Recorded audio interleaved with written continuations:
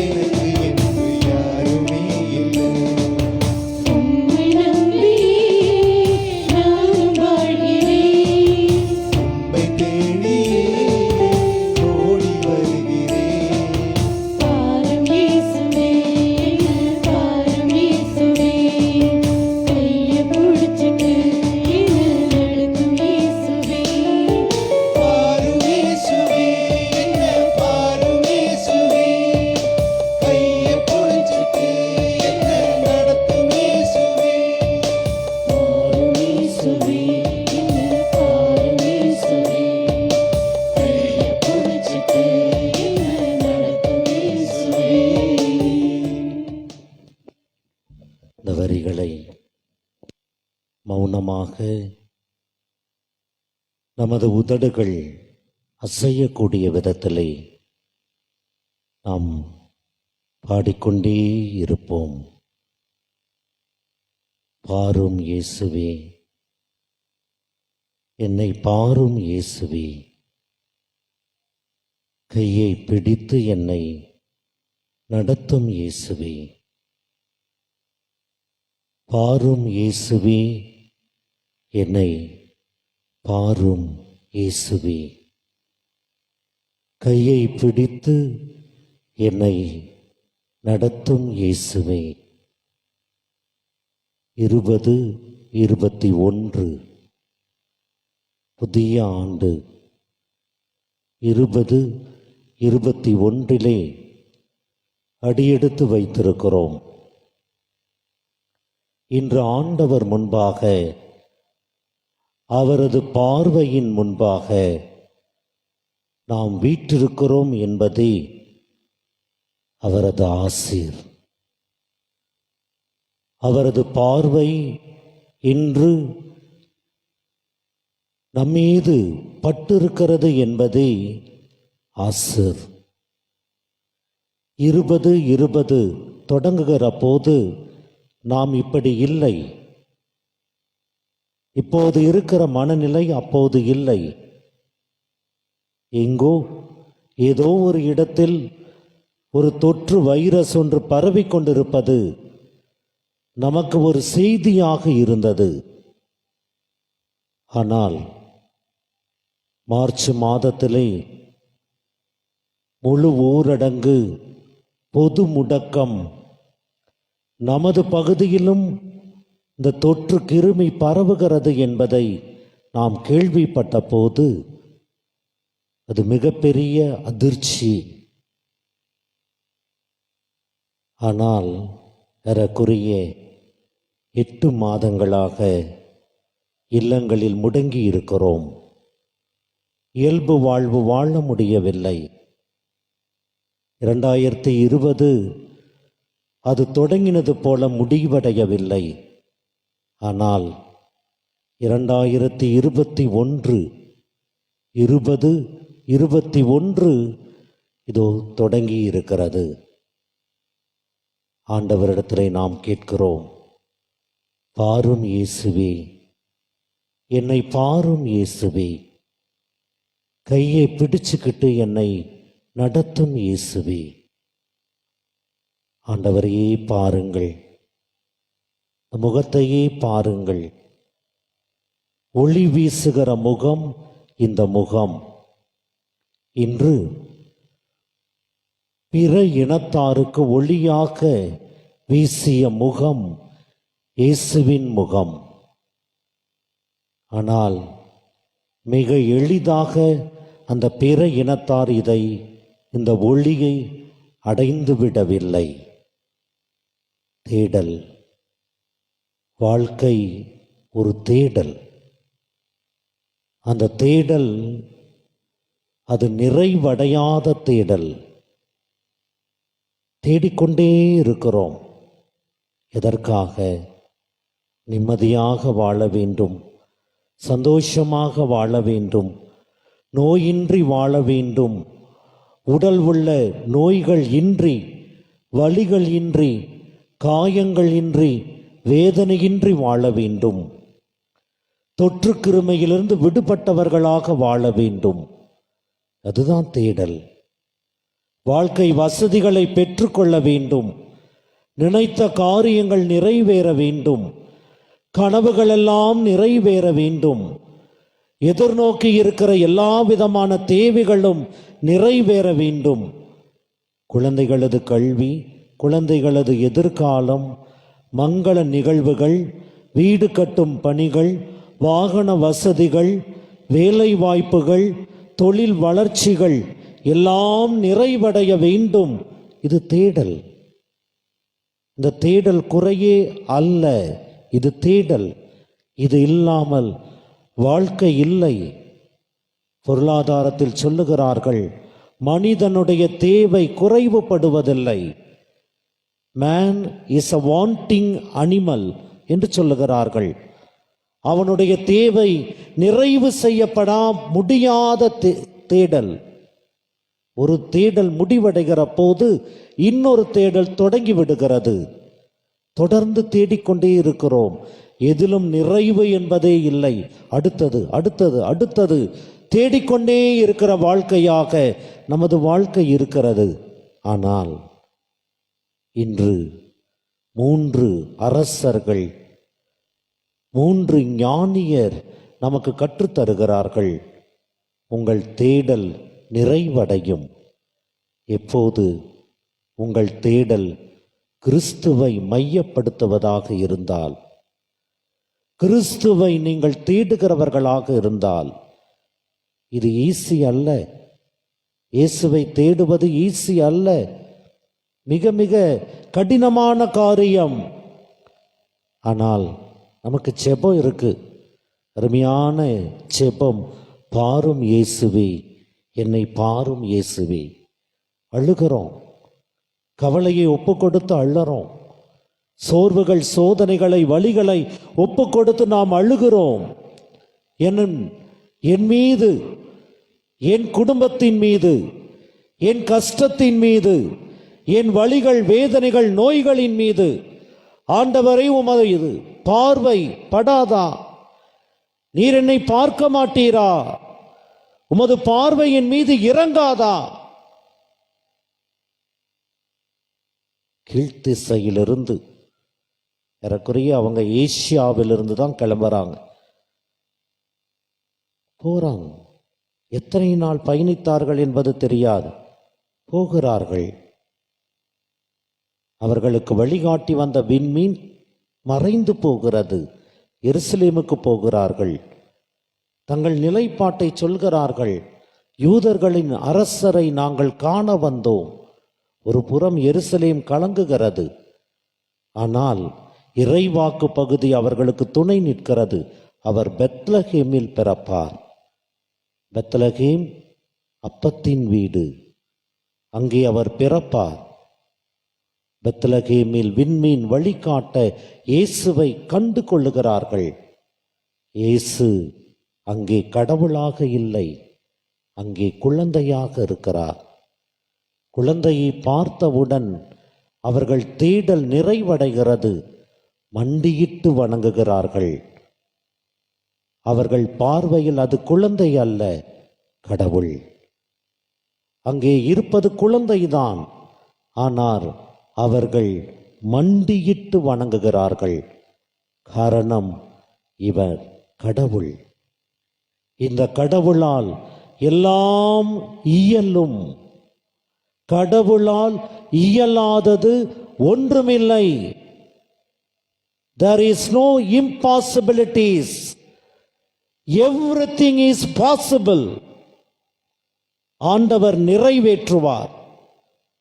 மகனே, மகளே, இதோ 2021 நுழைந்து விட்டோம். எப்படி அமையப் போகிறது இந்த ஆண்டு என்று கலக்கத்தோடு இருக்கிறாயா? There is possibilities. எங்கே? இதோ நம்மிடையே இயேசுவிடத்திலே. ஒப்புக்கொடு, உன்னை முழுவதுமாக ஒப்புக்கொடு. ஆண்டவரே, என்னை பாரும், என் நிலையை பாரும், என் உலகை பாரும்.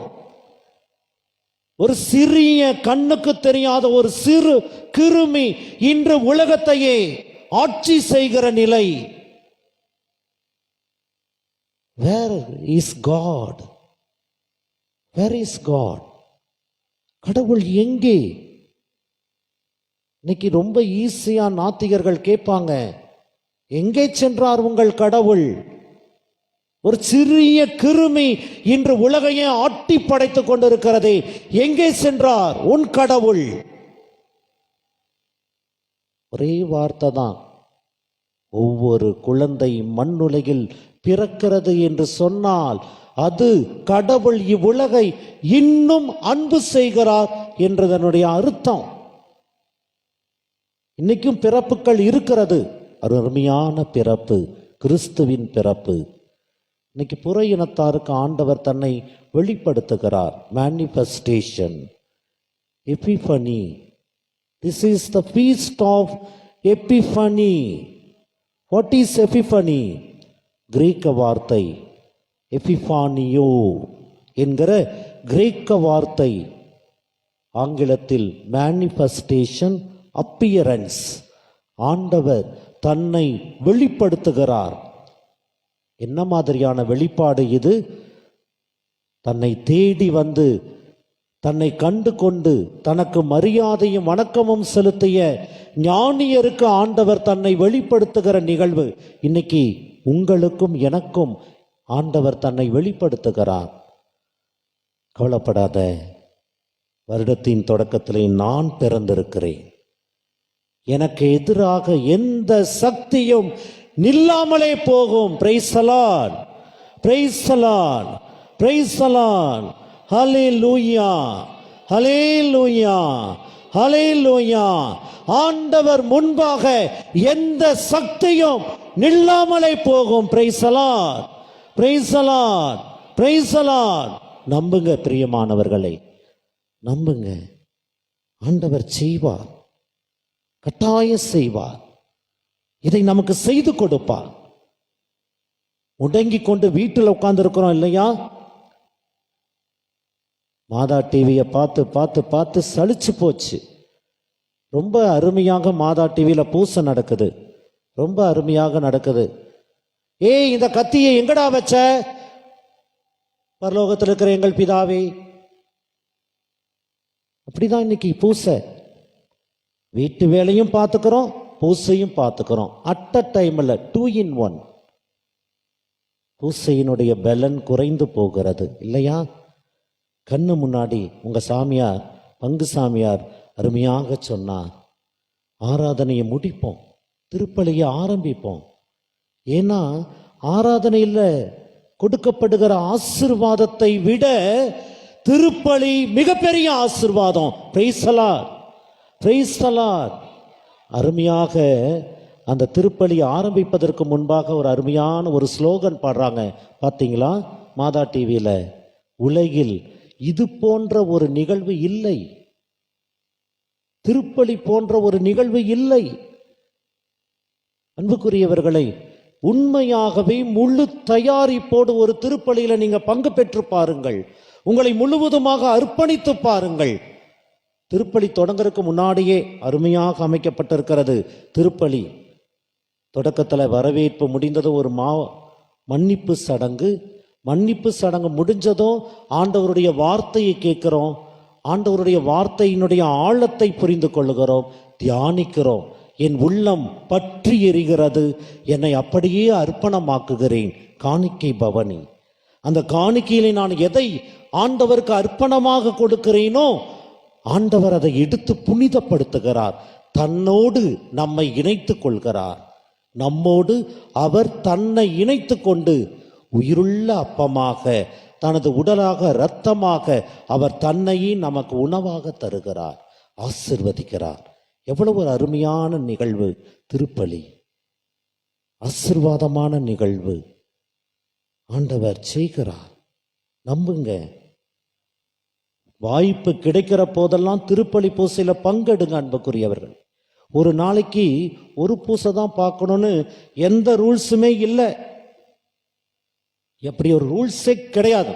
நாமளே போட்டுக்கிறோம், காலையில பூசை பார்த்துட்டோமா அவ்வளவுதான் போதும், ஒரு பூசை. கிடையவே கிடையாது, கிடையவே கிடையாது. ஒரு நாளைக்கு 3 திருப்பலி பார்க்கக்கூடிய, பங்கெடுக்கக்கூடிய வாய்ப்பு உங்களுக்கு கிடைக்கிறதா? பங்கெடுங்க. எவ்வளவுக்கு நீங்கள் புனிதமாக வேண்டுமோ அதற்கு திருப்பலி தான் ஒரே வழி. இந்த லிட்டோஜி சொல்லுகிறது, சாங்க்ரா சாந்தும். அருமையான அந்த லிட்டர்ஜி பற்றிய கொள்கை திரட்டலை திருச்சபை சொல்கிறது. இங்கே திருப்பலியில் மனிதன் புனிதமாகிறான். கடவுள் தன்னை பலியாக கொடுக்கிறார். கடவுளும் மனிதனும் இணையும் நேரம் திருப்பலியின் நேரம். உங்களை ஒப்பு கொடுத்து செபியுங்கள். இதோ பாரும் இயேசுவே, என்னையே உம்மிடத்தில் ஒப்பு கொடுக்கிறேன்.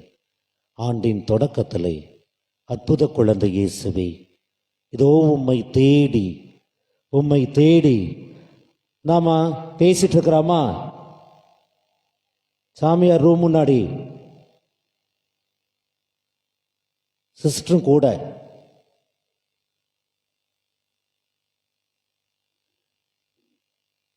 தன்னையே அர்ப்பணமாக்குகிற ஒரு நிகழ்வு.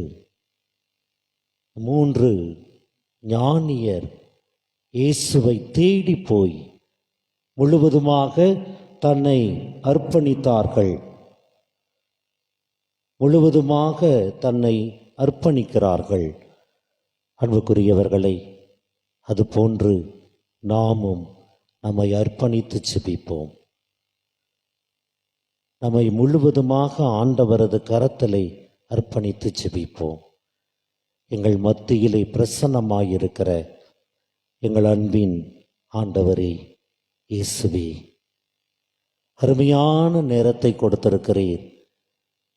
இதோ எங்களை முழு மனதோடு உமது பிரசன்னத்திலே ஒப்பு கொடுக்கிறோம். எவ்வளவோ கஷ்டங்கள், மன துயர்கள், வேண்டாத எண்ணங்கள், குழப்பங்கள், கவலைகள், வலிகள், வேதனைகள், தொற்று நோய்கள், தோல்விகள் எங்களை ஆட்கொள்கிறது. ஆண்டவரே, உமது பாதத்திற்கு வந்துவிட்டோம்.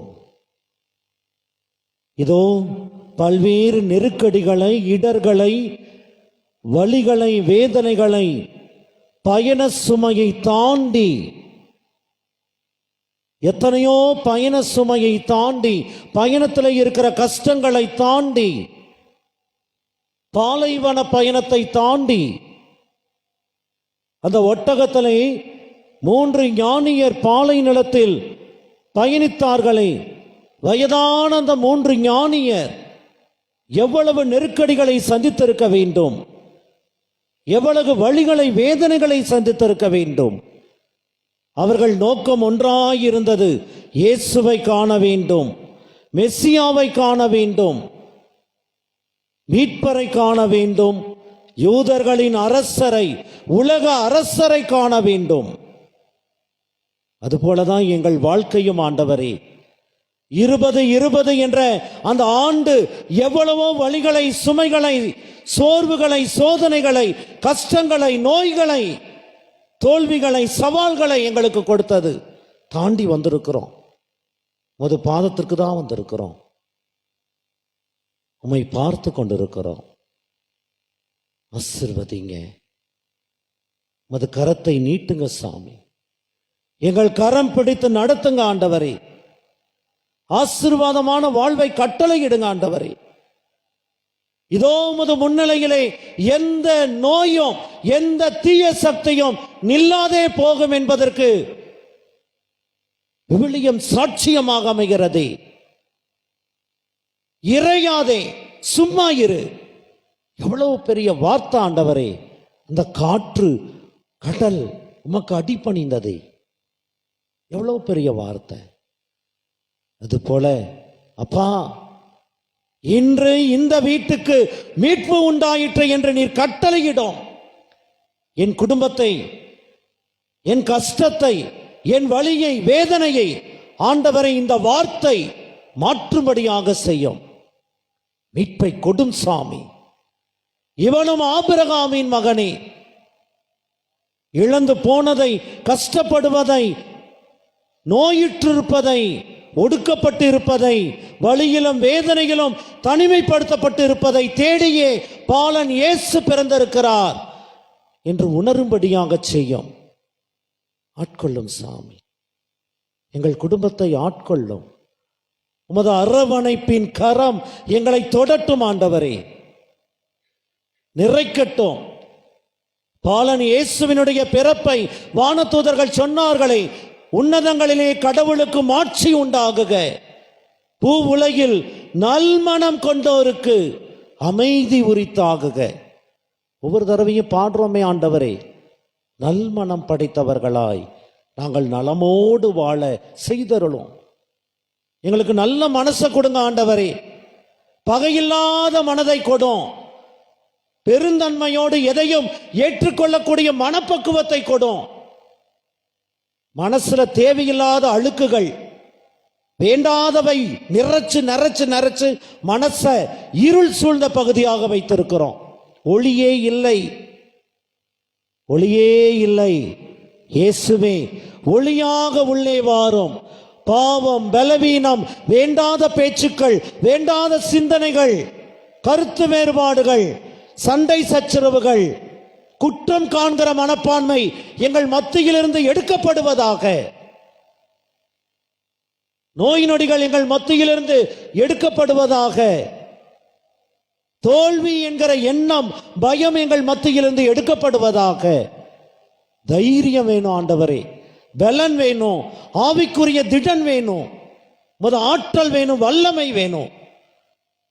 நாங்கள் நிரப்பப்படணும். அன்னை மரியாள், நான் ஆண்டவரின் அடிமை, உம் சொற்படி எனக்கு ஆகட்டும் என்று அர்ப்பணித்தது போல, புனித சூசை இதோ வானதூதர் சொன்னபடியாக தன் மனைவி மரியாளை ஏற்றுக்கொண்டார் என்று அவர் பணிந்து நடந்தது போல, இன்னைக்கு பார்க்கிற 3 ஞானியர் உம்மை மண்டியிட்டு ஆராதித்ததை போல, உம்மை பார்க்கிற போது பணிகிற, தெய்வ பயத்தோடு வாழுகிற அந்த ஆசீர்வாதத்தை கொடுங்க. தெய்வ பயமே ஞானத்தின் தொடக்கம். இயேசு உயர்த்துகிறார்.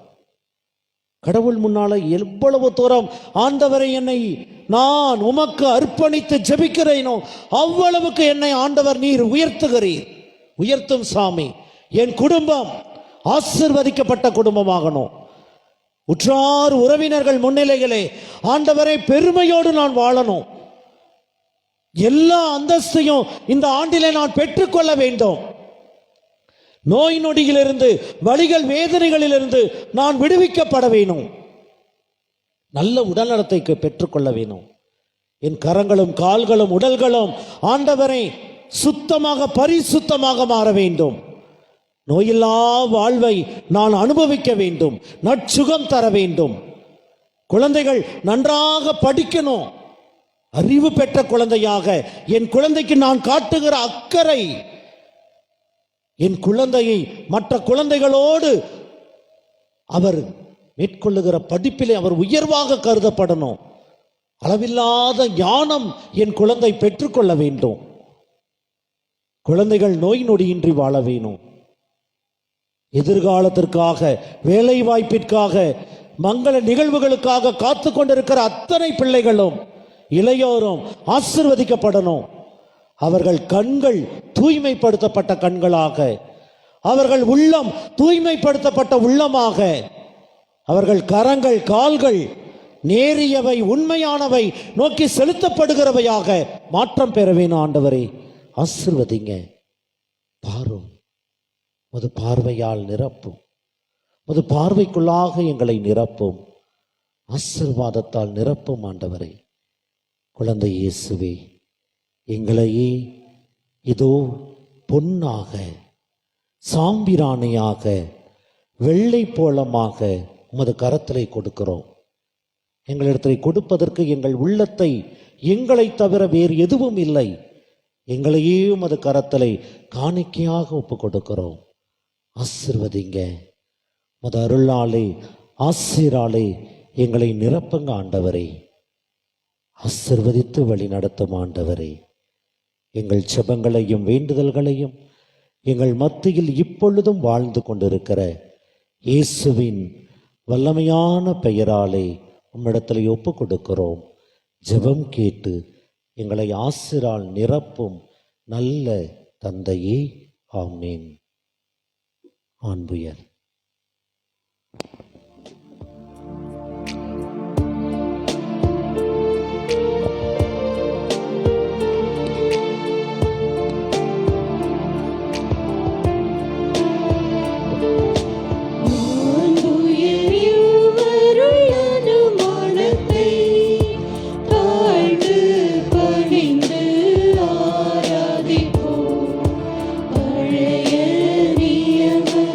Oh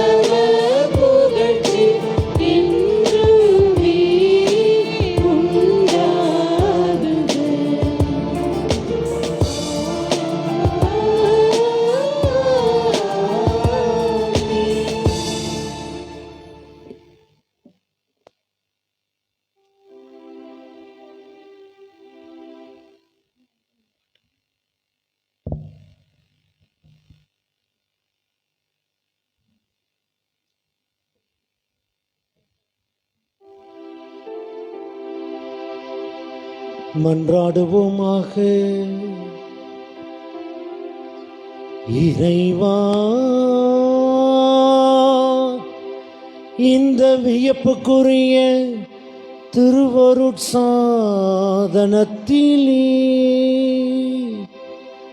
உம்முடைய திருப்பாடுகளின் நினைவை எங்களுக்கு விட்டு சென்றீரே. உமது திருவுடல் திரு ரத்தம் இவற்றின் மறைபொருளை வணங்கும் நாங்கள் உமது மீட்பின் பலனை இடைவிடாமல் அனுபவிக்க அருள் புரியும். தந்தையாகிய இறைவனோடு தூய ஆவியாரின் ஒன்றிப்பில் என்றென்றும் வாழ்ந்தாட்சி செய்கின்ற உம்மை மன்றாடுகின்றோ.